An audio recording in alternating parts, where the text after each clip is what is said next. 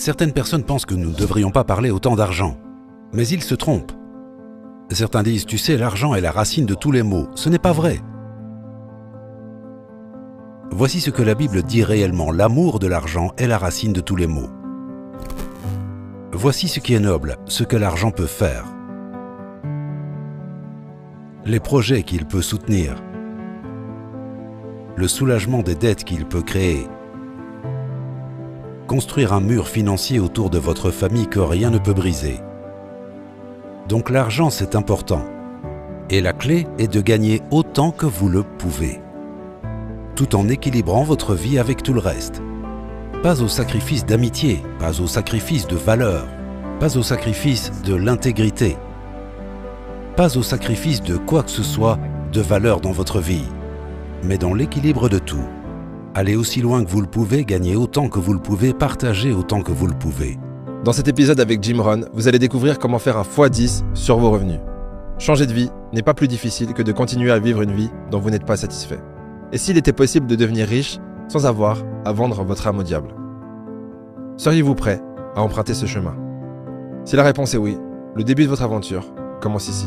Avant de se lancer, cliquez sur le premier lien qui se trouve dans la description pour obtenir totalement gratuitement, ce serait fou de ne pas le faire, 3 livres audio qui vous dévoileront les secrets de la richesse. On va bientôt remettre un prix sur ces livres audio, donc dépêchez-vous si vous voulez les obtenir gratuitement.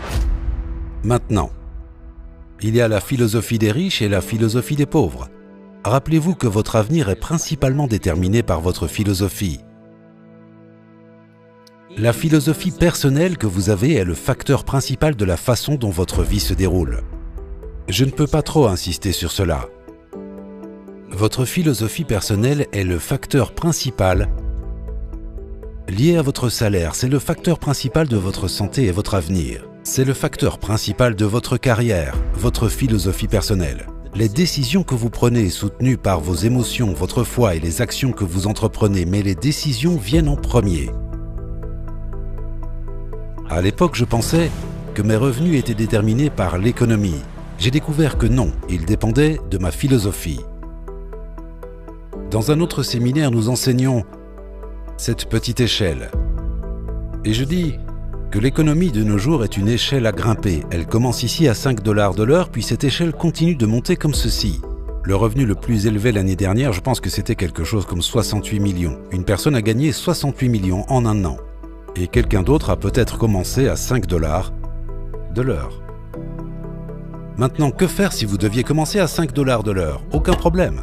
Tant que vous continuez à monter cette échelle, on s'en fiche parce que vous dépendez de votre propre développement personnel pour votre future fortune. On s'en fiche d'où vous commencez. Quelqu'un dit, si j'avais un bon travail, je me donnerais à fond, mais j'ai ce travail pourri, je ne fais que glander. Eh bien, dans ce cas, vous n'êtes pas la bonne personne pour un meilleur job. Ce gars dit, je cherche un meilleur travail. Non, un meilleur travail cherche un meilleur vous. Et donc 5 $ de l'heure, nous appelons ça le salaire minimum. Maintenant, pour passer à 6 $, voilà tout ce que vous avez à faire. Attendre que le gouvernement change le salaire minimum.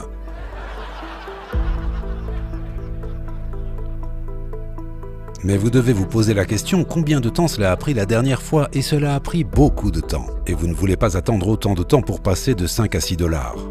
Donc il doit y avoir une autre façon. Voici l'autre façon. Attendez que l'entreprise vous donne une augmentation. Combien de temps ça prendra? 6 mois, peut-être 1 an, et vous vous dites que c'est long. Donc nous avons maintenant 2 philosophies, attendre le gouvernement ou l'entreprise. Voici la 3e philosophie pour augmenter vos revenus. Faites une grève. Et refusez de travailler s'il ne vous paie pas plus. Stop! Mais vous voyez pas que vous travaillez tout simplement pour rien? Maintenant, si vous faites ça seul, c'est un peu risqué. Putain, mais t'es con toi, on va se faire virer. J'y crois pas, il est trop bête. Cette philosophie fonctionne, c'est ce que nous appelons la négociation collective. Vous savez, lorsque 200 000 ou 50 000 personnes se regroupent et disent « nous ne travaillerons pas tant que nous ne serons pas mieux payés ». Maintenant, vous pourriez être en mesure de leur forcer la main et d'obtenir quelques dollars ou centimes de plus. Nous appelons ça la philosophie de la demande. C'est tout à fait possible d'utiliser la philosophie de la demande pour augmenter vos revenus. Mais écoutez ça, voici le problème avec la philosophie de la demande. Vous ne pourrez pas devenir riche. Vous pourriez gagner quelques dollars de plus, Vous pourriez obtenir quelques avantages en matière de confort, mais vous ne pourrez pas vous enrichir. Pourquoi? C'est la mauvaise philosophie pour devenir riche. Bon pays, bonne économie, mauvaise philosophie. Ne serait-il pas terrible de vivre dans le bon pays et dans la bonne économie et d'avoir la mauvaise philosophie? Ce n'est pas mal en termes de morale, c'est mal en termes d'accomplissement de vos objectifs. Parce que vous ne pouvez pas utiliser la philosophie de la demande pour devenir riche. Alors comment peut-on devenir riche de nos jours? Eh bien, voici la bonne philosophie. Il s'agit de la philosophie de la performance, pas de la demande. Vous n'avez pas à vous concentrer sur la recherche d'un meilleur emploi, concentrez-vous sur l'acquisition d'une nouvelle compétence. Lisez un autre livre, assistez à une nouvelle classe. Voici ce qui m'est arrivé quand je suis passé de pauvre, pas de vraie pauvreté, mais de pauvre à riche en 6 ans. J'ai changé ma philosophie. Je n'ai pas eu à changer de pays, je n'ai pas eu à changer cette échelle économique, je n'ai pas eu à changer de marché, je n'ai pas eu à changer la structure fiscale. Je n'ai rien eu à faire de tout ça. Tout ce que j'ai eu à changer, c'était moi-même. Et voici ce que mon mentor disait. Je pense que vous m'avez déjà entendu le dire si vous avez écouté quoi que ce soit que j'ai fait. Il disait, pour que les choses changent pour vous, vous devez changer. Pour que les choses s'améliorent, vous devez vous améliorer. J'ai commencé à travailler sur moi-même.